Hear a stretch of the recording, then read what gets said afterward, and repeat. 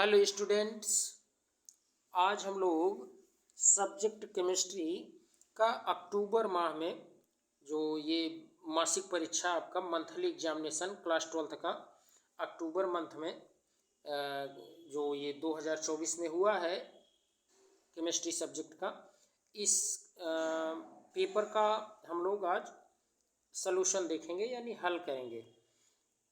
आप जानते हैं ये समय 1.5 घंटे का होता है, पूर्णांक 50 का होता है और इसमें सेक्शन 2 सेक्शन में ये पूरा पेपर डिवाइड होता है। सेक्शन ए में 1 से लेकर के 30 तक बहुविकल्पी प्रश्न होते हैं, जिसमें 25 प्रश्नों का उत्तर देना होता है, लेकिन हम लोग पूरे प्रश्न जो हैं वो हल करेंगे।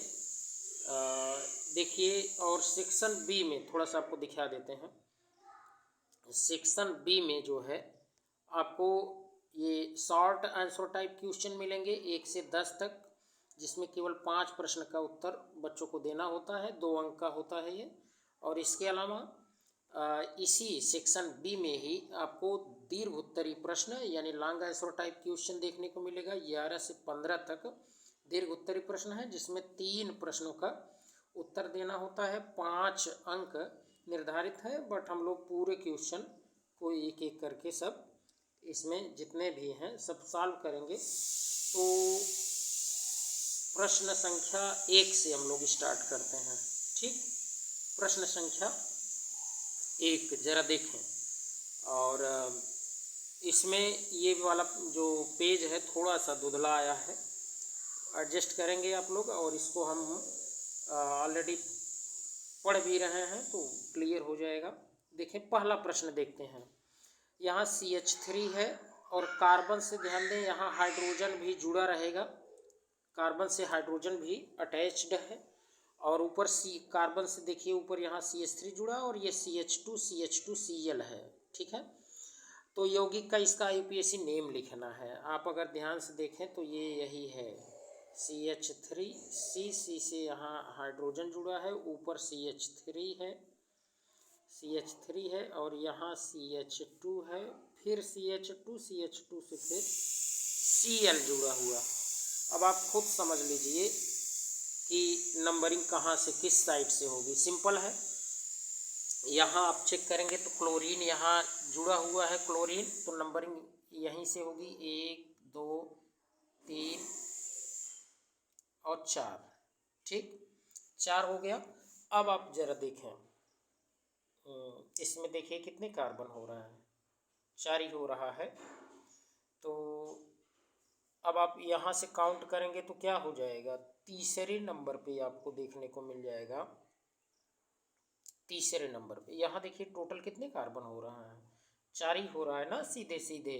तो पहले पर तो क्लोरीन जुड़ा है और तीसरे पे जुड़ा है क्या, मेथिल ग्रुप जुड़ा हुआ है। तो अब आप चेक कर सकते हैं, मेथिल जो है वो M से शुरू है ना, मेथिल किससे शुरू है, M से। और ये Cl जो है वो C से, क्लोरो आप कह सकते हैं। तो अल्फ़ाबेटिकली चेक करेंगे तो C पहले आएगा M से, है ना। तो आप कह सकते हैं 1 क्लोरो 3 मेथिल, और ये पूरा 4 कार्बन है तो 4 कार्बन को ब्यूट कहते हैं, और सिंगल बॉन्ड बीच में है तो एन लगा देंगे। तो 1 chloro 3 methyl butane, 1 chloro 3 methyl butane. Check करिए, देखिए कहाँ है, 1 क्लोरो 2 मेथिल आ गया तो गलत हो गया। और यहाँ तो ऑलरेडी ये 2 क्लोरो दिया है तो ये भी गलत हो गया। 4 क्लोरो दिया है, 4 क्लोरो नहीं, ये हो ही नहीं सकता। 3 मेथिल, ठीक है, अच्छा 3 मेथिल पहले लिख दिया, 3 मेथिल 1 क्लोरोप्रोपेन। प्रोपेन कहाँ होगा, प्रोप तो 3 कार्बन के लिए होता है, यहाँ 1 कार्बन है, 2 कार्बन है, 3 कार्बन है, 4 कार्बन है, तो ब्यूटेन होना चाहिए। कोई भी विकल्प सही नहीं है इसका, यहाँ कोई भी विकल्प सही नहीं है पहले प्रश्न में, है ना। तो उसको छोड़िए। अब आप आइए देखते हैं हम लोग दूसरा प्रश्न। दूसरा प्रश्न देखें, जैम डाइब्रोमाइड है। जैम में याद रखना है, जैसे कोई भी अगर आपको देखने को मिल रहा हो जैम डाइब्रोमाइड, इसका जैम का मतलब जैसे कोई कार्बन है अगर इस तरीके का कार्बन लगा हुआ है तो एक ही कार्बन पर जब दोनों ब्रोमीन रहेगा तो उसी को जैम हम कह देंगे। तो सिंपल है, इसको आप ऐसे देख करके भी यहाँ बता सकते हैं क्या है। आप ज़रा चेक करिए, देखिए, ध्यान दीजिए, यहाँ पर तो एक ही ब्रोमीन है ना, इस कार्बन से लगा हुआ, और दूसरा इस कार्बन पे, तो ये तो विसिनल हो गया, तो पहला वाला तो होगा नहीं, और इसमें एक ही ब्रोमीन है, ये भी नहीं होगा। अच्छा, यहाँ दो ब्रोमीन एक ही कार्बन से जुड़ा है, बी, ऑप्शन बी में चेक करिए, तो ऑप्शन बी इसका सही हो जाएगा। कौन सा? ऑप्शन बी जो है, इसमें Br2 देखिए लिखा है ना, सी। अच्छा, स्ट्रक्चर भी अगर बनाएंगे, एक ही कार्बन से दोनों ब्रोमीन जुड़ा है तो जैम हो जाएगा, ये जैम डाइब्रोमाइड। ठीक है, समझिएगा थोड़ा सा, बहुत अच्छे से इस पे जो ये मार्कर का ये जो पेन है बहुत स्पष्ट तरीके से नहीं वो ड्रा कर पा रहा है। ठीक, देखें तीसरा प्रश्न जरा चेक करिए। तीसरे प्रश्न में दिया गया है कि निम्नलिखित में कौन सेकेंडरी हैलाइड है? Secondary, which of the following halide is secondary? Isopropyl chloride. Isopropyl chloride, इसका मतलब इसका स्ट्रक्चर सबसे पहले आप समझें आइसोप्रोपाइल क्लोराइड का। आइसोप्रोपाइल क्लोराइड, प्रोपाइल दिया है ना, तो इसका मतलब देखिए CH3, ये तो चलने में बड़ा दिक्कत कर रहा है।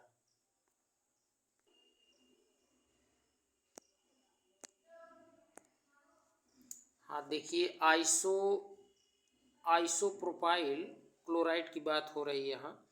तो आइसो में तो आपको सिंपल है, देखने को मिल रहा है जैसे CH3, C है, H है, और इसके बाद इसी से जुड़ा हुआ है एक और CH3, और इसी कार्बन से क्लोरीन मैं सामने जोड़ दे रहा हूँ, कार्बन से ही जुड़ा है, H नीचे लिख सकते हैं। तो ये कह रहा है सेकेंडरी हैलाइड, तो आइसोप्रोपाइल यही है, और जिस कार्बन से ये क्लोरीन जुड़ा है वह उससे दो कार्बन और जुड़े हैं, तो इसलिए सेकेंडरी, तो यही पहला ही ऑप्शन सही हो गया, पहला ही ऑप्शन करेक्ट हो गया। ठीक, अच्छा, अगर बात करें आइसोब्यूटाइल क्लोराइड की, आइसोब्यूटाइल में कुछ इस तरीके का स्ट्रक्चर होता है, CH3 CH और इसी से जुड़ा होता है CH3, और फिर सामने जुड़ा होता है CH2 और फिर Cl। तो देखिए, ये क्लोरीन जिस कार्बन से जुड़ा है वह उस कार्बन से डायरेक्ट केवल एक ही कार्बन जुड़ा है, तो ये तो आपका क्या हो जाएगा, प्राइमरी हो जाएगा, इसलिए ऑप्शन बी सही नहीं है। ठीक, और ये तो अच्छे से जानते हो, नॉर्मल प्रोपाइल में डायरेक्ट ये आपके 3 कार्बन रहेंगे, और इसके बाद यहाँ पर क्लोरीन रहेगा, और हर जगह ये आप जोड़ सकते हैं हाइड्रोजन। ऐसे नॉर्मल ब्यूटाइल क्लोराइड में भी एक ब्यूट में एक कार्बन और बढ़ा लेंगे, 4 कर लेंगे, तो इसमें भी तो प्राइमरी ही है, तो इसलिए इसका ऑप्शन ए सही होगा। ठीक, चौथा प्रश्न देखते हैं, फोर्थ क्वेश्चन। देखिए, ये रिंग है 6 कार्बन का, और इसमें डबल बॉन्ड है, और डबल बॉन्ड के नेक्स्ट वाले कार्बन पर क्लोरीन जुड़ा है। ये डबल बॉन्ड के कार्बन है, ये वाला और ये, और इसका नेक्स्ट कार्बन यहाँ है, यहाँ कार्बन है, और उस कार्बन से क्लोरीन जुड़ा है। तो अब पूछ रहा है क्या ये एल्किल हैलाइड है? नहीं, एल्किल हैलाइड तो एल्केन में से एक हाइड्रोजन निकाल करके उसमें हैलोजन जोड़ देते हैं, तो वो एल्किल हैलाइड हो जाता है। तो डबल बॉन्ड के नेक्स्ट कार्बन से जब भी जुड़ा रहे तो उसको हम लोग कहते हैं एलाइलिक हैलाइड। क्या कहेंगे? एलाइलिक। एक महत्वपूर्ण है कि बेंजिलिक यानी कि बेंजाइलिक हैलाइड किसे कहते हैं। तो देखिए, ध्यान दीजिएगा, बेंजाइलिक वाला ज़रा यहाँ समझिए। जैसे बेंजीन, आप बेंजीन देखते हैं, बेंजीन बेंजीन रिंग में यहाँ से कहीं से हर जगह तो हाइड्रोजन जुड़ा, एक जगह से हाइड्रोजन हटा के वहाँ पर CH2 के साथ अगर हाइड्रोजन जुड़ा रहे, ठीक है। एक्स मतलब कोई पूछे तो आप जानते हैं फ्लोरीन, क्लोरीन, ब्रोमीन, आयोडीन, ये सब हो सकता है। तो इसको, ये इतने ग्रुप को हम लोग बेंजाइलिक कहते हैं या बेंजिल कहते हैं। क्या कहते हैं? बेंजिल, ठीक। और कभी भी अगर एक जैसे यहाँ समझिए, ये तो ये हो गया बेंजाइलिक कहिए चाहे बेंजिल कहिए, बेंजिल मतलब इस तरीके का, ठीक है। बेंजिल, ये बेंजिल आपका हो जाएगा। अच्छा, ये इसी में और भी कभी पूछा जा सकता है कि बेंजल किसे कहते हैं। बेंजल, ध्यान दीजिएगा, अगर कभी यहाँ पर CH2 जुड़ा रहे, CH2, यहाँ क्या जुड़ा रहे, CH2 जुड़ गया तो इसको हम लोग कह देंगे क्या, बेंजिल। लेकिन अगर कभी भी यहाँ पर CH जुड़ा रहे, क्या जुड़ा रहे, CH जुड़ा रहे और इसकी 2 वैलेंस ये फ्री होगी तो इसको हम लोग कह देंगे बेंजल। और अगर यहाँ भी हाइड्रोजन न रहे, बस कार्बन ही रहे और इससे कुछ 3 जुड़े रहें, क्लोरीन 3 जोड़ दीजिए, तो इतने ग्रुप को तब हम लोग इसको कह देंगे बेंजो। H अगर इसके साथ रहेगा बेंजल, एक H रहेगा साथ में 2 वैलेंसी कार्बन की फ्री रहेगी तो बेंजल। और अगर 2 हाइड्रोजन जुड़े रहें, 1 वैलेंसी कार्बन की फ्री रहे तब बेंजिल। और तीनों अगर फ्री रहेगा कार्बन का वैलेंसी और एक साइड ये बेंजीन रिंग जुड़ा रहेगा तब उसको बेंजो, याद रखे रहिएगा, बेंजिल, बेंजल, बेंजो।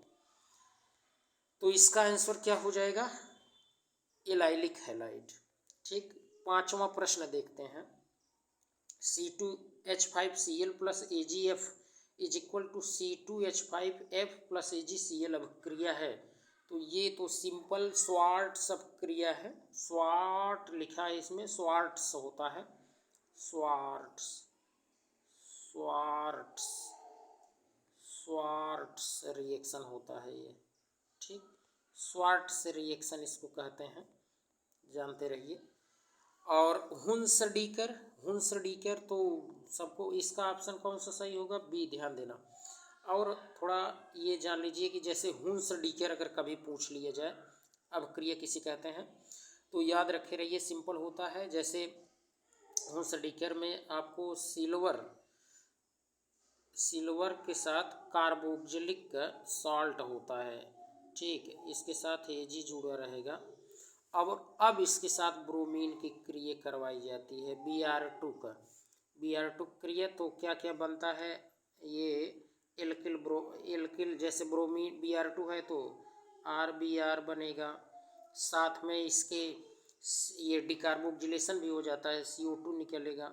डिकार्बोक्जिलेशन मतलब यहाँ CO2 निकल जाएगा, एक Ag एक Br से क्रिया करेगा और एक Br R के साथ जुड़ करके RBr बनाएगा और AgBr भी इसके साथ बनता है। तो मैं ऊपर लिख दे रहा हूँ, बस समझ लीजिए, AgBr भी बनता है, AgBr मतलब सिल्वर ब्रोमाइड, एल्किल ब्रोमाइड और कार्बन डाइऑक्साइड, ये बनता है। और कभी कोई पूछे ये किस तरीके का रिएक्शन है तो फ्री रेडिकल रिएक्शन होता है, ये जानते रहिए, मुक्त मूलक अभिक्रिया होता है।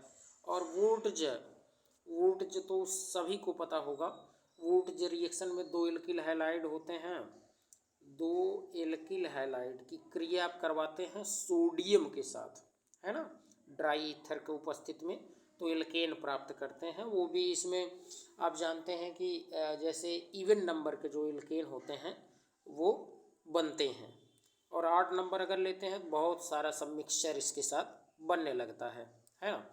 और ये स्ट्रेकर रिएक्शन देखिए, ध्यान दीजिए, ये पता नहीं क्यों चल नहीं रहा है ना, नहीं तो लिख करके अच्छे से थोड़ा बता देते आप। देखिए स्ट्रेकर रिएक्शन जो होता है इसमें क्या किया जाता है, स्ट्रेकर रिएक्शन में एमिनो एसिड का फार्मेशन किया जाता है। एमिनो एसिड, जैसे इसमें एल्डिहाइड लेते हैं, अमोनियम क्लोराइड और सोडियम साइनाइड के साथ हम क्रिया करवाते हैं, तो फिर इसके बाद एमिनो साइनाइड का कंपाउंड प्राप्त होता है, उसके साथ HCl और H2O को क्रिया करवा के एमिनो एसिड प्राप्त करते हैं। ठीक है, तो स्ट्रेकर रिएक्शन एमिनो एसिड के लिए होता है। और यहाँ पर ये रिएक्शन पूछा था कि कौन सा है, तो याद रखे रहना है, ये स्वार्ट्स रिएक्शन है। ठीक, अच्छा, छठा प्रश्न देख लेते हैं हम लोग। 6th क्वेश्चन देखें, 6 नंबर का प्रश्न। CH2 प्लस Br2 और CCl4 पायरीन की उपस्थिति में प्रोडक्ट A क्या बनेगा? तो सिंपल है, कभी भी पायरीन है ये, और ये आपका अध्रुवीय विलायक की उपस्थिति में अब क्रिया हो रही है, तो विसिनल डाइब्रोमो एल्केन प्राप्त होता है। तो विसिनल में कहने का मतलब ये है, तो ये तो एक ही कार्बन से जुड़ गया, तो ये तो गलत है। अगल बगल एडजेसेंट कार्बन पर, तो विसिनल वाला तो ए ही ऑप्शन हो जाएगा, आप जानते हैं, ऑप्शन ए इसका होगा। ठीक है, 1,2 डाइब्रोमो एथेन बनेगा। देख रहे हैं, चल ही नहीं रहा, थोड़ा सा वीडियो रोक कर एक बार चेक करते हैं, देखा जाए। देखें तो ये आपका कौन सा होगा?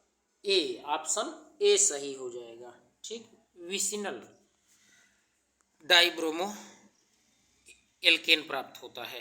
ठीक है, नेक्स्ट क्वेश्चन देखते हैं। निम्नलिखित में से किसका द्विध्रुव आघूर्ण सर्वाधिक है? तो देखिए, द्विध्रुव आघूर्ण अगर आप चेक करेंगे इसमें, तो सबसे ज़्यादा किसका मिलेगा? ऑप्शन चेक करिए, ऑप्शन के अकॉर्डिंग होगा CH2Cl2 का लगभग द्विध्रुव आघूर्ण 1.08 dBi होता है। तो और इसका CHCl3 का तो इससे कम होता है, CCl4 का 0 होता है। इसमें ऑप्शन ए ही सही होगा, ऑप्शन ए CH2Cl2 एकदम नहीं चल रहा है, इसको थोड़ा संकेत से हम दिखा दे रहे हैं। ये आपका ऑप्शन ए सही हो जाएगा। कौन सा? ऑप्शन ए करेक्ट होगा। ठीक, जानते रहिए। अब इसमें कभी भी अगर ऑर्डर पूछा जाए किसमें सबसे ज़्यादा होगा, तो सबसे ज़्यादा हो जाएगा, अगर चेक करेंगे तो CH2Cl2 में सबसे ज़्यादा, उसके बाद तब आएगा ये आपका CHCl3 ऑप्शन बी वाला, और सी वाला तो एकदम लास्ट में जाएगा CCl4। तो सर्वाधिक CH2Cl2 में। 8वें नंबर का प्रश्न देखें। एल्किल हैलाइड के द्विध्रुव आघूर्ण का सही क्रम क्या है? तो सही क्रम अगर पूछा जाए तो देखिए, आप चेक करेंगे इसको सबसे ज़्यादा द्विध्रुव आघूर्ण अगर आप चेक करें तो यहाँ क्लोरीन में सर्वाधिक होता है, उसके बाद फ्लोरीन, फिर ब्रोमीन, फिर आयोडीन। तो ऑप्शन सी इसका सही हो जाएगा, ऑप्शन सी करेक्ट होगा। ठीक, इसका मार्कर चल नहीं रहा है, मैं बोल दे रहा हूँ, ऑप्शन सी सही होगा। ठीक है,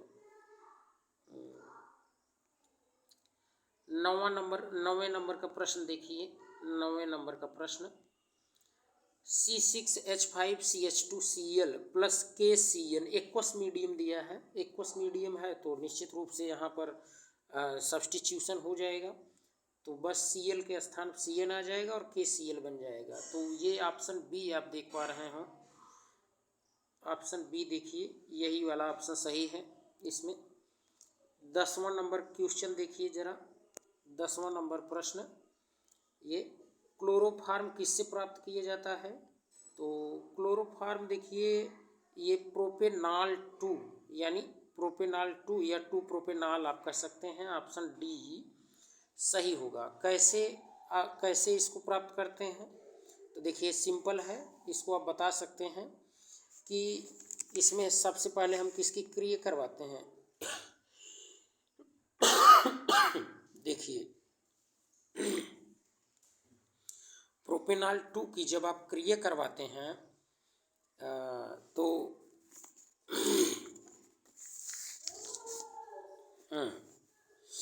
देखिए प्रोपेनॉल 2 की क्रिया आप करवाते हैं तो सिंपल प्रोपेनॉल 2 की क्रिया क्लोरीन से करवाएंगे सर्वप्रथम। किससे करवाएंगे?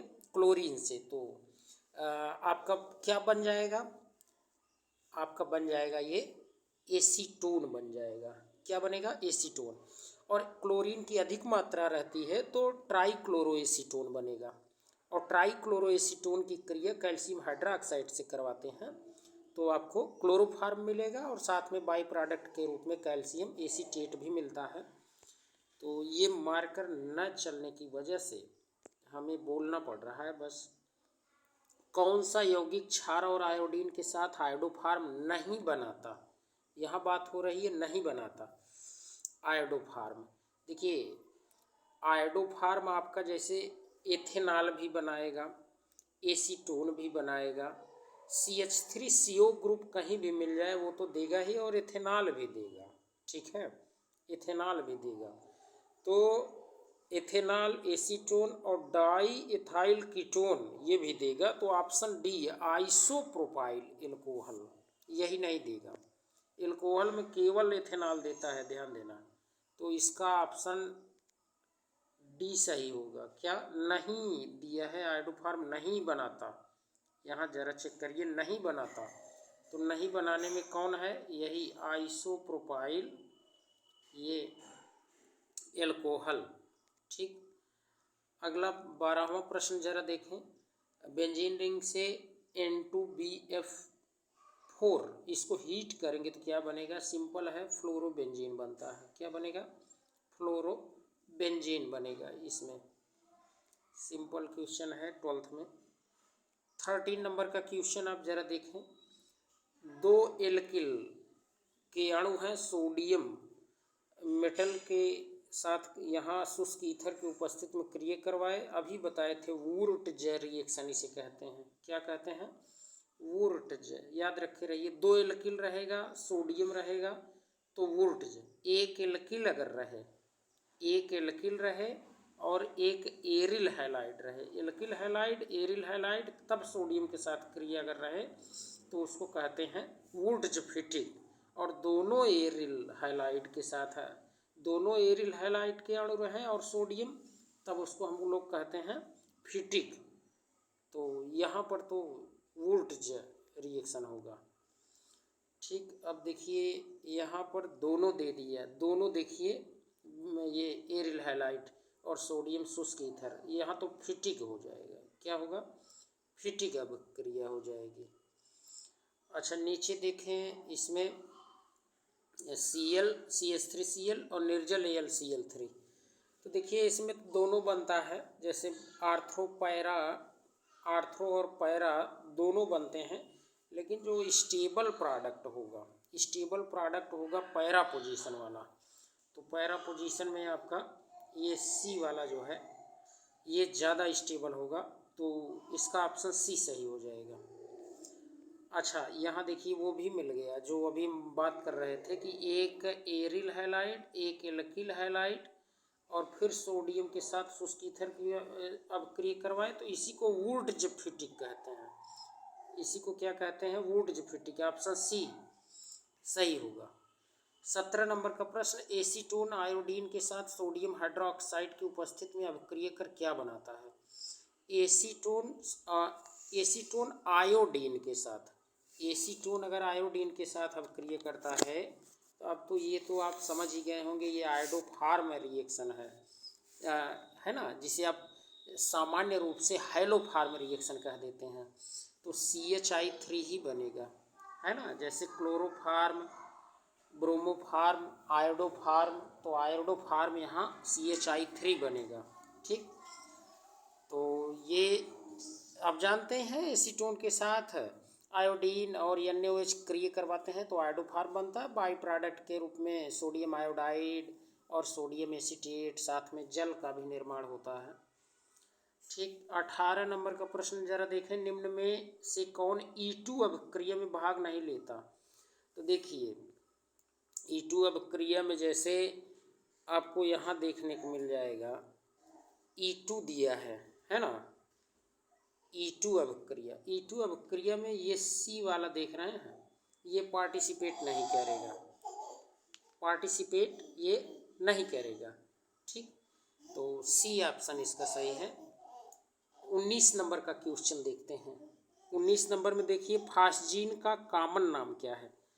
अच्छा, phosgene is common name for, अच्छा किसके लिए कॉमन नेम है, कौन से किस यौगिक के लिए। तो फास्जीन आप जानते हैं क्लोरोफार्म का ऑक्सीकरण अगर करवाते हैं तो फास्जीन COCl2 गैस बनती है। ये ऑप्शन सी इसका सही हो जाएगा। COCl2 फास्जीन गैस एक पॉइजनस गैस है, जहरीली गैस है। 20 नंबर का प्रश्न आप जरा देखें ध्यान से। 20 नंबर का क्वेश्चन, निम्नलिखित में कौन AgNO3 के साथ उजला अवक्षेप देता है। तो देखिए, which will give white precipitate with AgNO3। तो इसमें डायरेक्ट जो रिंग से का क्लोरीन जुड़ा रहेगा वो तो नहीं देगा, एकदम जानते रहिए। तो सी वाला ऑप्शन जो है यही देगा अवक्षेप, सी वाला ऑप्शन जानते रहिए ये, क्योंकि डायरेक्ट रिंग से क्लोरीन नहीं जुड़ा है तो ये देगा। 21 नंबर का प्रश्न जरा देखें, ये बहुत महत्वपूर्ण है तो वो जैसे ग्रिग्नार्ड अभिकर्मक बनाते हैं ठीक उसी तरीके का ये रिएक्शन है। निम्नलिखित अभिक्रिया का उत्पाद क्या होगा। जैसे आप देखते हैं एल्किल हैलाइड के साथ मैग्नीशियम का ईथर की उपस्थिति में क्रिया करवाते हैं तो आप जानते हैं ग्रिग्नार्ड रिएजेंट बनता है RMgX। ठीक उसी तरीके का अब इसमें थोड़ा सा ये देखना है कि ब्रोमीन और क्लोरीन में कौन ज़्यादा रिएक्टिव है, तो वहीं पर मैग्नीशियम जाके रिएक्शन करेगा। और आप जानते हैं कि क्लोरीन जो होता है, chlorine is more reactive, chlorine is more reactive than bromine. तो उस हिसाब से ऑप्शन ए सही है ना, उस हिसाब से ऑप्शन ए सही है। बट इसको थोड़ा सा देख लीजिएगा कि हो सकता है फिर आपस में मर्जिंग हो करके आप ये सी न बना ले, ये थोड़ा सा इस तरीके का भी कंपाउंड बनता है। जबकि यहाँ पर अगर आप इस तरीके से देख रहे हैं कि ब्रोमीन और क्लोरीन में, तो क्लोरीन ज़्यादा रिएक्टिव है तो क्लोरीन ही क्रिया करेगा, है ना। तो ब्रोमीन से ज़्यादा रिएक्टिव क्लोरीन है, इसलिए ऑप्शन ए सही है। और ऑप्शन सी जो है ये यहाँ पर थोड़ा डाउटफुल है, तो इसको आप चेक करके कमेंट में बताइएगा। 22 नंबर का क्वेश्चन देखते हैं। निम्नलिखित में से कौन आग बुझाने के काम में प्रयोग होता है। देखिए अभी सही चल रहा है, तो इसमें आग बुझाने में ये पायरीन का उपयोग किया जाता है ना। Which of the following is used in fire extinguisher, तो इसी का उपयोग करते हैं। ठीक है, इसको जानते रहिए, पायरीन का उपयोग किया जाता है। और ये पायरीन जो है आप जानते हैं, पायरीन जो होता है ना, इसका 1970 से पहले लगभग उस समय अग्निशामक यंत्र में इसका उपयोग किया जाता था। ये आप कह सकते हैं कि इसका उपयोग आग बुझाने में किया जाता था। ठीक, तो ये थोड़ा सा जानते रहिए कि ऑप्शन डी इसका सही होगा। अच्छा, 23 नंबर का प्रश्न, निम्न में से कौन कमरे के तापमान पर द्रव है। कमरे के तापमान पर द्रव, ये बड़ा इंपॉर्टेंट क्वेश्चन है। देखने से लगेगा कि ये फ्लोरीन वाला हो सकता है, लेकिन नहीं, यहाँ पर आयोडोमेथेन कमरे पर ये द्रव होता है ना, ज्वलनशील द्रव है। जबकि ये ब्रोमोमेथेन, क्लोरोएथेन और फ्लोरोमेथेन, ये क्या है, ये सब के सब गैसें हैं, याद रखे रहिए, बहुत महत्वपूर्ण प्रश्न। 24 नंबर का क्वेश्चन देखते हैं। सबसे ज़्यादा प्रतिशत क्लोरीन किस में पाया जाता है। क्लोरल का तो फार्मूला आपको पता है, CCl3CHO, ये क्लोरल हो गया। पायरीन अभी CCl4 होता है। PVC पॉलीविनाइल क्लोराइड, आप जानते हैं पॉलीविनाइल क्लोराइड में CH2 डबल बॉन्ड CHCl और N संख्या में कर देंगे तो पॉली मतलब बहुत से हो जाएंगे। गमेक्सीन का जानते हो C6H6Cl6, C6H6Cl6, सबसे ज़्यादा क्लोरीन की मात्रा इसी गमेक्सीन में ही है। तो ऑप्शन डी सही हो जाएगा। ठीक, चलिए 25 नंबर का प्रश्न देखते हैं। ये ब्रोमोबेंजीन और सोडियम यानी NaNH2 और लिक्विड NH3 के उपस्थित में क्रिया करवाए तो ब्रोमीन हट गया, NH2 मतलब ये सब्स्टिट्यूशन रिएक्शन है। वो भी देखिए, जब जिस कार्बन से ब्रोमीन जुड़ा है उससे दो और अन्य कार्बन जुड़े हैं, तो सेकेंडरी और टर्शियरी ये SN1 के अंतर्गत आते हैं, तो ये एरिल SN1, ये ऑप्शन ए ही हो जाएगा। ठीक, इसमें इलिमिनेशन की बात नहीं है। 26 नंबर का प्रश्न, किसका उपयोग फ्रियान के रूप में किया, फ्रियान के रूप में जाना जाने वाला प्रशीतक के रूप में प्रयुक्त होता है। तो फ्रियान का मतलब CFC, क्लोरोफ्लोरोकार्बन। तो क्लोरो मतलब क्लोरीन भी रहे, फ्लोरो फ्लोरीन भी रहे, और कार्बन कार्बन भी रहे, तो पहला ही ऑप्शन है। लेकिन इसमें क्या है, केवल क्लोरीन और कार्बन है, इसमें हाइड्रोजन फ्लोरीन है, इसमें फ्लोरीन कार्बन है। तो क्लोरोफ्लोरोकार्बन मतलब क्लोरीन फ्लोरीन और कार्बन तीनों रहे, तो ऑप्शन ए सही हो जाएगा। 27 नंबर का प्रश्न आप जरा देखें, क्लोरोबेंजीन का व्यावहारिक तौर पर ये क्लोरोबेंजीन को व्यावहारिक क्लोरोबेंजीन, अच्छा वोल्टेज फिटिक से भी करते हैं, लेकिन ये व्यवहारिक नहीं है। व्यवहारिक मतलब यहाँ कमर्शियल पूछ रहा है, तो रासिक प्रोसेस हो जाएगा, है ना। और ये तीनों जो है ये लेबोरेटरी प्रोसेस हैं।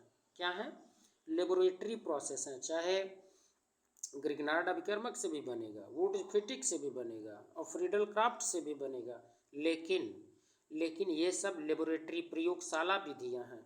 बट यहाँ क्या पूछा है, व्यावसायिक मतलब कॉमर्शियल मेथड, तो रॉसिग प्रोसेस कौन सा प्रोसेस हो जाएगा, रॉसिग प्रोसेस के अंतर्गत यहाँ बात कर रहा है। और रॉसिग प्रोसेस में होता क्या है, होता ये है कि इसमें बेंजीन लेते हैं, और बेंजीन के साथ HCl और ऑक्सीजन लेते हैं, ऑक्सीजन का अणु, ठीक है, O2 हाफ O2, यहाँ उसी की ज़रूरत है तो बैलेंस करके हम लिख दे रहे हैं। और यहाँ बन गया आपका क्लोरो, ये Cl जोड़ दीजिए, क्लोरोबेंजीन, और साथ में H2O भी आप लगा सकते हैं, ठीक है, बाई प्रोडक्ट के रूप में। और बाद में यही दोनों अगर मिला करके फिर आगे रिएक्शन बढ़ा देते हैं तो फिनाल भी बन जाता है। तो रॉसिग प्रोसेस से ना ये क्लोरोबेंजीन भी बनाते हैं और फिनाल भी बनाते हैं, जानते रहिए। कभी फिनाल भी व्यावसायिक तौर पूछा जाए तो रॉसिग विधि होगा, जानते रहिए। तो इस तरीके से ये रॉसिक प्रक्रम द्वारा आप इसको कर सकते हैं। ऑप्शन ए सही है इसका। 28 नंबर का प्रश्न जरा देखें, C6H6Cl2 अल्ट्रावायलेट के उपस्थित में अभिक्रिया में P मतलब प्रोडक्ट क्या होगा। तो प्रोडक्ट, अच्छा बेंजीन दिया है तो ठीक, यहाँ सिंपल है, अल्ट्रावायलेट ये एकदम यही बनेगा, गमेक्सीन, जिसे C6H6Cl6 ही आप कहते हैं, तो इसका ऑप्शन बी सही होगा। 29 नंबर का प्रश्न, निम्न में से कौन चेतना शून्य करने वाली औषधि है। चेतना शून्य मतलब जो बेहोश कर दे, क्लोरोफार्म ही है, पता है आपको, ये पहले इसका उपयोग किया जाता था, लेकिन इस समय क्या है कि इस पर रोक लगा दिया गया है, आप जानते हैं। पहले इसका उपयोग क्लोरोफार्म का उपयोग किया जाता था चेतना शून्य करने के लिए, बेहोश करने के लिए, लेकिन अब इस पर प्रतिबंध लगा दिया गया, क्योंकि इसके ऑक्सीकरण से फॉस्जीन गैस बनती है जो जहरीली होती है और जानलेवा होती है। 30 नंबर का प्रश्न देखें, इसी को बेंजिल क्लोराइड कहेंगे। बेंजिल क्लोराइड का यूपीएससी नाम क्या है, तो देखें क्लोरो, अच्छा Cl को आप क्लोरो कह दीजिए और इस ग्रुप को फेनिल कह दीजिए, मेथेन, क्लोरोफेनिल मेथेन, ये तो पहला ही ऑप्शन सही है। क्लोरोफेनिल एथीन नहीं है, मेथेन कह सकते हैं, क्योंकि एक कार्बन को मेथ कहते हैं ना, बीच में एक ही कार्बन बच रहा। क्लोरोफेनिल प्रोपीन एकदम नहीं, बेंजीन कहाँ कैसे हो सकता है, तो ऑप्शन यही सही है इसका। फटाफट हम लोग थोड़ा सा देख लेते हैं, लघु उत्तरी प्रश्न भी जरा देखें, लघु उत्तरी प्रश्न भी देख लेते हैं इसमें। पहला प्रश्न जरा देखें, 2-chloro-3-methyl पेंटेन कह रहा है, 2-chloro-3-methyl पेंटेन, एकदम आसान सा। पहले पेंटेन जब कह दिया ना तो पहले 5 कार्बन आप खींच लिए करिए, 5 कार्बन। अब इसके बाद जो जो कहे वही लिखिए। 2 क्लोरो मतलब दूसरे नंबर फ्लोरीन जोड़ दो। 3 मेथिल तीसरे नंबर पर मेथिल जोड़ दीजिए, ठीक है। और पेंटेन सिंगल बॉन्ड हर जगह आप केवल क्या करिए, हाइड्रोजन जोड़ दीजिए, बस हो गया आपका, ठीक। और इसी में एक और प्रश्न है कि 1,4 डाइब्रोमो ब्यूट 2 इन ब्यूट कहा तो पहले 4 कार्बन खींच लीजिए, ठीक। 1,4 डाइब्रोमो तो 1 पर बना दीजिए ब्रोमो और 4 पर बना दीजिए ब्रोमो मतलब ब्रोमीन। और क्या कह रहा है, ब्यूट 2 इन, तो 1 2 यहीं पर डबल बॉन्ड बनाइए और हर जगह यहाँ संयोजकता पूर्ण करवा दीजिए कार्बन का। यहाँ तो हो ही गया, 2 डबल बॉन्ड से, एक इधर से एक नीचे इधर, ये सिंगल बॉन्ड और ये बस यही हाइड्रोजन जोड़ दीजिएगा, हो गया, ठीक है। संरचना दूसरा दिया है कि दूसरे में निम्नलिखित यौगिकों के IUPAC नाम, बहुत इम्पोर्टेंट है इसका। जब तक ओपन करके स्ट्रक्चर नहीं बनाएंगे ना तब तक देखिए। क्लोरीन और यहाँ ब्रोमीन क्लोरीन फ्लोरीन क्या क्या जुड़ा है, ब्रोमीन क्लोरीन फ्लोरीन जो जो जुड़ा है उसको बना लीजिए। और यहाँ क्या जुड़ा है, HF2 चलिए HF2 बना दिया। अब सिंपल है, सबसे पहले देखिए किधर से नंबरिंग करेंगे, नंबरिंग आप इधर से ही करेंगे। क्यों करेंगे, क्योंकि यहाँ पर एक अल्फ़ाबेटिकली ब्रोमो जुड़ा है और यहाँ फ्लोरो F से है, तो यही नंबरिंग 1 2 कार्बन है। तो 1 ब्रोमो आप लिखेंगे, 1 ब्रोमो और 1 पर ही क्लोरो भी है, 1 ब्रोमो 1 क्लोरो। और इसके बाद 1 2 2 1 2 2 ट्राई फ्लोरो एथेन, ठीक, सिंपल कर लेंगे। हाँ बहुत महत्वपूर्ण है ये बी वाला, इसका तो देखिए स्ट्रक्चर ही पहले तो खींच लीजिए। का एक कार्बन है और इससे देखिए 3 बार CCl3 जुड़ा है, CCl3, फिर ऐसे CCl3 CCl3 3 बार हो गया। और एक और फिर देखिए यहाँ क्लोरीन भी लास्ट में जुड़ा है। ये नंबरिंग आप यहाँ से कर दीजिए 1 2 और 3 कार्बन, ठीक। तो इसका IUPAC नेम जब भी लिखना है तो पहले सबसे पहले जो छूट गया ये इसका लिख दीजिए। क्या लिखेंगे इसका, ब्रैकेट में लिखिए ट्राई क्लोरोमेथिल, इसको क्या लिखेंगे, ट्राई क्लोरोमेथिल, ट्राई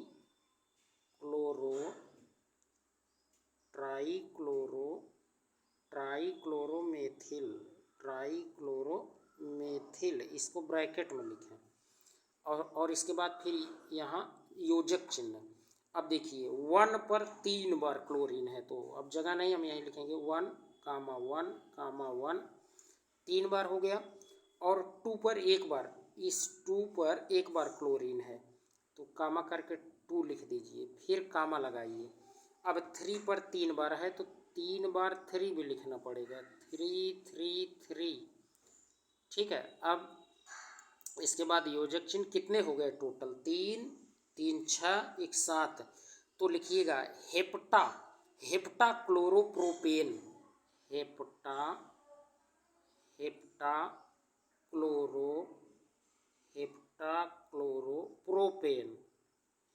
क्लोरोप्रोपेन, ठीक, ये IUPAC नेम हो जाएगा, लिख लेंगे। अच्छा आगे देखते हैं, थोड़ा सा इसको हम समझा देते हैं आपको। C4H9Br सूत्र वाले यौगिक के सभी समावयवी लिखिए, सभी समावयवी आप इसको लिख लेंगे, आसान है, हम बोल दे रहे हैं, कर लेंगे। 1 ब्रोमो ब्यूटेन लिख देना, पहले कार्बन पे पहले 4 कार्बन बना देना, 1 पर जोड़ना, फिर 2 ब्रोमो ब्यूटेन, फिर 1 ब्रोमो 2 मेथिल प्रोपेन, फिर 2 ब्रोमो 2 मेथिल प्रोपेन, कर लेंगे सिंपल। चौथा देखिए 1 ब्यूटेनॉल से 1 आयोडो ब्यूटेन प्राप्त करने का रासायनिक समीकरण यहाँ लिखना है, तो लिखना ही पड़ेगा, सिंपल है। यहाँ CH3 CH2 CH2, फिर क्या दिया, ब्यूट दिया, 4 कार्बन लेना पड़ेगा, और क्या है ऑल दिया है तो H जोड़िए, ठीक है। अब इसके साथ केवल HI क्रिया करवा दीजिए हाइड्रोजन आयोडाइड की in the presence of ZnCl2, in the presence of ZnCl2 की उपस्थिति में क्रिया करवा देना। और बन जाएगा वही, जितना कार्बन है उतने कार्बन का CH3 CH2 CH3 CH2 CH2 CH2I, ठीक है, ये आयोडो ब्यूटेन बन गया। और साथ में H2O भी आप लिख सकते हैं इसमें। तो ये सिंपल है, इसको कर सकते हैं। चलिए आगे देखें। एल्काइल हैलाइड ध्रुवीय होते हुए भी जल में अमिश्रणीय है, ये महत्वपूर्ण प्रश्न है। इसको आप ये बताएंगे क्योंकि एल्किल हैलाइड और जल, एल्किल हैलाइड और साथ में जल, इसके बीच जो आकर्षण बल होता है वो कम होता है। किसके तुलना में? ये एल्किल हैलाइड और एल्किल हैलाइड के मध्य में जो आकर्षण बल होता है और जल के मध्य जो आकर्षण बल होता है, इसके आकर्षण बल और इनके आकर्षण बल, इन दोनों के आकर्षण बलों से की तुलना में एल्किल हैलाइड और जल के बीच जो आकर्षण बल होता है वो कम होता है। इसीलिए एल्किल हैलाइड ध्रुवीय होते हुए भी जल में अमिश्रणीय है, मतलब नहीं घुलता। देखें फ्रियान 12 और कार्बन टेट्राक्लोराइड मतलब CCl4, इसका क्या लिखना, उपयोग क्या है? तो फटाफट देख लीजिए। फ्रियान 12 का जरा समझिए। इसका उपयोग शीतलक के रूप में, प्रशीतक के रूप में AC एयर कंडीशनर में, रेफ्रिजरेटर में करते हैं। और इसके अलावा एरोसाल स्प्रे प्रणोदक जैसे हेयर स्प्रे, बॉडी स्प्रे, ठीक है। इसके अलावा इंसेक्टिसाइड, कीटनाशक के रूप में भी फ्रियान 12 का उपयोग किया जाता है। और इसके अलावा आप थोड़ा सा और जानते रहिए इसके बारे में कि थोड़ा अतिरिक्त जानकारी कि इस पर 1996 ईस्वी में जो विकसित देश हैं वो प्रतिबंध लगा दिए थे, और बाद में 2010 में जो विकासशील देश हैं वो भी इस पर प्रतिबंध लगा दिए। और ये फ्रियान 12 वही CFC जिसे आप क्लोरोफ्लोरोकार्बन कहते हैं, ये क्लोरोफ्लोरोकार्बन जो है ये क्या करता है, ओजोन परत में छिद्र कर रहा है, ओजोन परत के लिए हानिकारक होता है, जानते रहिए। अच्छा, ये CCl4 का क्या उपयोग है? सिंपल है, इसका उपयोग विलायक के रूप में, रबर इसमें घुल जाएगा, ठीक है, तो विलायक के रूप में करते हैं। परजीवी के लिए कृमिनाशक के रूप में अर्थात दवा के रूप में भी इसका उपयोग करते हैं। और 1970 से पहले बने अग्निशामक यंत्रों में भी इसका उपयोग आग बुझाने में किया जाता था। तो जानते रहिए ये सब उपयोग है। 7वां क्वेश्चन जरा देखें। उत्पाद इसमें लिखना है तो सिंपल है, इसका उत्पाद हो जाएगा C6H5C2H5 ओ, इसमें ईथर रहेगा, बीच में O रहेगा, C6H5O C2H5 और साथ में वही इसका सोडियम और क्लोरीन, केवल सोडियम क्लोराइड अलग हो जाएगा। तो इस तरीके से, ठीक है, तो ये प्रोडक्ट इसका हो जाएगा। और सेकंड जरा देखें, सेकंड वाले में क्या होगा। देखिए सिंपल है, इसमें तो आप लोग पढ़े ही होंगे। ये देखिए मार्कोनी के आप रूल के अकॉर्डिंग होगा। ये जिस कार्बन पर, देखिए इसका प्रोडक्ट ये हो जाएगा CH3 CH डबल से सिंगल हो जाएगा, और C से यहाँ क्या जुड़ा है CH3 और CH3। तो देखिए ऋणात्मक पार्ट वहाँ जुड़ता है जिसके पास डबल बॉन्ड के उस कार्बन पर जुड़ेगा जहाँ पर हाइड्रोजन संख्या कम है। तो यहाँ तो हाइड्रोजन नहीं है, इस कार्बन के पास है, तो यहीं पर जुड़ेगा कौन, ब्रोमीन यहाँ जुड़ेगा और हाइड्रोजन यहाँ जोड़ देना, ठीक है। तो ये प्रोडक्ट हो जाएगा मार्कोनी का रूल के अकॉर्डिंग। और आर्थ्रो और मेटा समावयवी की तुलना में पैरा डाइक्लोरोबेंजीन का गलनांक उच्च होता है, ऐसा क्यों? तो ऐसे इसके लिए दो कारण है। एक तो जालक को तोड़ने के लिए ज़्यादा ऊर्जा की आवश्यकता होती है, और दूसरा इसकी सममिति, पैरा डाइक्लोरोबेंजीन का सममिति संरचना होती है, इसीलिए पैरा डाइक्लोरोबेंजीन का गलनांक उच्च होता है। निम्नलिखित अब क्रिया की क्रिया विधि लिखिए। तो ये क्रिया विधि सिंपल है, आप इसको कर लेंगे, टाइम लगेगा। 10वां नंबर जरा देखें। C6H5CH2Cl तथा C6H5CH से जुड़ा है Cl और इसी से फिर जुड़ा है C6H5, और इसमें तो Cl हटा देंगे तो यहाँ पॉजिटिव बनेगा, मतलब प्राइमरी कार्बोकेटायन बना, प्राथमिक कार्बधनायन। और यहाँ Cl जाएगा तो यहाँ सेकेंडरी, क्योंकि इधर भी कार्बन जुड़ा है इधर भी कार्बन जुड़ा है, तो यहाँ तो जो कार्बोकेटायन बनेगा वो सेकेंडरी बनेगा। और ये पूछ रहा है कौन सा यौगिक जलीय KOH में शीघ्रता से जल अपघटित होगा, तो यही वाला होगा शीघ्रता से, क्योंकि सेकेंडरी वाला स्टेबल कार्बोकेटायन बना रहा है। तो जानते रहिए ये वाला जो होगा यौगिक यही शीघ्रता से जल अपघटित होगा, क्योंकि इसमें सेकेंडरी कार्बोधनायन बन रहा है। ठीक है, सिंपल है, इसको आप ऐसे समझ सकते हैं आसानी से। और दीर्घोत्तरी प्रश्न कह रहा है, तो दीर्घोत्तरी में C5H5Br अणुसूत्र वाले 8 संरचनात्मक समावयवियों की संरचना बनाना है, और साथ में इसका IUPAC पद्धति के अनुसार सभी समावयवियों के नाम लिखें, उन्हें प्राथमिक, द्वितीयक, तृतीयक ब्रोमाइड के रूप में वर्गीकृत करें। इसमें टाइम लगेगा, आइए आपको हम दिखा देते हैं, सॉल्व किए हैं। हाँ, तो यहाँ पर आप देख सकते हैं, देखिए पहला आप ज़रा चेक करिए, ये फर्स्ट वाला 1 ब्रोमो पेंटेन ये प्राइमरी स्ट्रक्चर है, 2 ब्रोमो पेंटेन ये सेकेंडरी है, और ये देखें 3 ब्रोमो पेंटेन ये सेकेंडरी है। और देखिए यहाँ पर फोर्थ स्ट्रक्चर में 1 ब्रोमो 2 मेथिल ब्यूटेन ये भी प्राइमरी है, इसमें 1 ब्रोमो 3 मेथिल ब्यूटेन ये भी प्राइमरी, और 2 ब्रोमो 3 मेथिल ब्यूटेन ये सेकेंडरी है, मतलब जिस कार्बन से जुड़ा है ब्रोमीन उससे 2 कार्बन जुड़ा है। और इसमें आप देखें सातवें स्ट्रक्चर में 1 ब्रोमो 2 डाई मेथिल प्रोपेन ये भी प्राइमरी है, आप देख रहे हैं, क्योंकि जिस कार्बन से जुड़ा है डायरेक्ट उससे एक ही कार्बन जुड़ा है।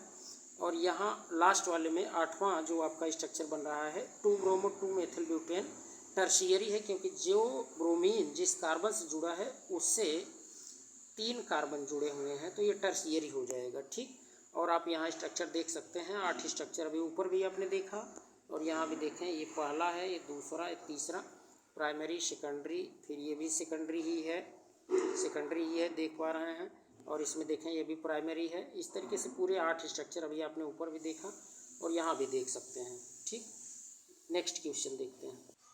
ये 12 नंबर का क्वेश्चन आप ज़रा चेक करिए, 12वां क्वेश्चन। CH2 का होल ट्वाइस CH3 का होल ट्वाइस CH2 CH3 के मुक्त मूलक मोनोक्लोरीन के बनने वाले सभी संभावित मोनोक्लोरो संरचनात्मक समावयवियों को लिखना है।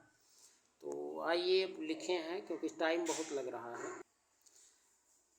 तो देखिए यहाँ पर आप देख पा रहे होंगे, ध्यान से देखें, यहाँ पर सभी समावयवी आपको देखने को मिलेगा। ये CH3 का whole twice CH2 CH3 heat करेंगे तो ये आपको एक मिल जाएगा। ठीक है, और इसी को हीट करेंगे क्लोरीन के साथ तो आपको यहाँ देखिए एक और ये इस तरीके का मिल जाएगा। फिर यहाँ आप चेक करेंगे तो देखिए इसी को हीट करेंगे Cl2 के साथ तो यहाँ ऐसा मिल जाएगा, सब अलग अलग तरीके के। फिर ये ऐसा सारे स्ट्रक्चर डिफरेंट हैं, तो ये इसको आप देख सकते हैं कुछ इस तरीके का। ये इसको स्क्रीनशॉट लेके आप देख सकते हैं। देखिए नेक्स्ट क्वेश्चन देखते हैं। देखिए 13 नंबर का प्रश्न जरा देखें। निम्नलिखित अभिक्रियक उत्पाद लिखना है। अब ये तो यहाँ कोई पराक्साइड यूज नहीं हुआ है ना, तो ये तो हो जाएगा आपका मार्कोनिकॉफ के अकॉर्डिंग ही आप कर लेंगे। ये वहाँ पर ऋणात्मक पार्ट जोड़ेंगे जहाँ देखिए CH3 CH2 CH और सिंगल बॉन्ड यहाँ CH2 हम कर दे रहे हैं। अब जहाँ कम संख्या में हाइड्रोजन, डबल बॉन्ड के उस कार्बन पर हम ऋणात्मक जोड़ते हैं जहाँ कम हाइड्रोजन हो। यहाँ 2 है, यहाँ 1 है, तो यहीं पर आकर के जुड़ जाएगा क्लोरीन, और यहाँ जब जुड़ेगा हाइड्रोजन तो ये हो जाएगा CH3। तो ये तो हो गया मार्कोनिकॉफ के अकॉर्डिंग। लेकिन जब पराक्साइड यूज कर लेंगे तो उल्टा हो जाता है, ध्यान देना। तो ये तो पहले वाले ए वाले का प्रोडक्ट है। बी वाले के देखिए, बी वाले में क्या होगा, जब पराक्साइड यूज हो गया तो इसी को हम लोग कहते हैं एंटी मार्कोनिकॉफ रूल। तो इसमें जो डबल बॉन्ड आप देख रहे हैं, जैसे मान लीजिए कि हमने ये बेंजीन रिंग ले लिया और इसी से जुड़ा है CH2, और CH2 के बाद यहाँ CH है, और डबल था तो हम सिंगल अभी लिख रहे हैं। ठीक है, CH2 अब उल्टा जहाँ ज़्यादा हाइड्रोजन रहेगा वहाँ जाके ये HBr है, ध्यान देना HBr, तो वहाँ ब्रोमीन जुड़ेगा जहाँ ज़्यादा हाइड्रोजन है। उल्टा anti Markovnikov of rule, peroxide लगने के बाद अपोजिट होने लगता है, तो इस तरीके का कंपाउंड बनेगा। ठीक, 14 नंबर का प्रश्न देखें। प्रोपेन के विभिन्न डाई हाइड्रोजन व्युत्पन्नों की संरचना लिखिए। प्रोपेन के विभिन्न डाई हाइड्रोजन व्युत्पन्नों की संरचना, ठीक है, इसे भी देख लीजिए। तो देखिए यहाँ पर आपको मिलेगा प्रोपेन के जो प्रोपेन के विभिन्न डाई हाइड्रोजन व्युत्पन्न की संरचना। जैसे पहला आप देख पा रहे हैं, एक ही से आप जोड़ दीजिए दोनों क्लोरीन किनारे, तो 1,1 डाई क्लोरोप्रोपेन।